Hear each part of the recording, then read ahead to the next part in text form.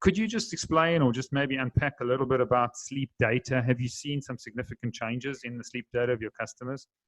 Yeah. So first off, what we call sleep density. One of my big missions is, yes, there's all this conversation around 8 hours of sleep, but most of the myth of 8 hours comes from when we became industrialized, when there was factories, there was that daytime work part that we had to do. Mm. So I think we've prior to industrialization, a lot of cultures slept at least biphasically, where they had multiple sleep times. So there's that part, but what we still need to talk about beyond that hourly part is the quality of what you're getting. And deep sleep especially is something that's very hard to get. If you have any sort of mental health issues, you stop going into deep sleep. As you age, you stop getting deep sleep. Most disease profiles, we talked about even prior to going on here, of Dr. Walls and MS, fibromyalgia, any neurological or autoimmunes all have challenges with temperature.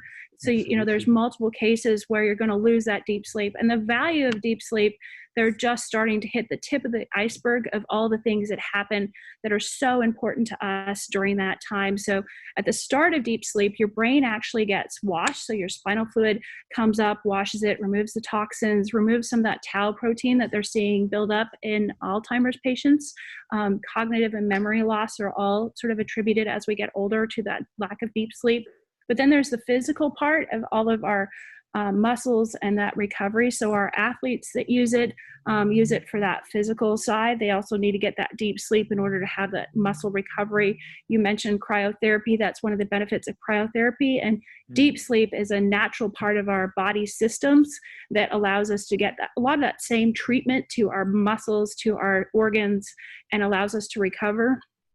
Temperature will allow us to lower that heart rate and get more deep sleep. So, there's so many data points, HRV scores, those recoveries, those lower resting heart rates earlier in the night versus later in the night. Absolutely. All those metrics that look at recovery and health. Temperature has a huge way of manipulating that.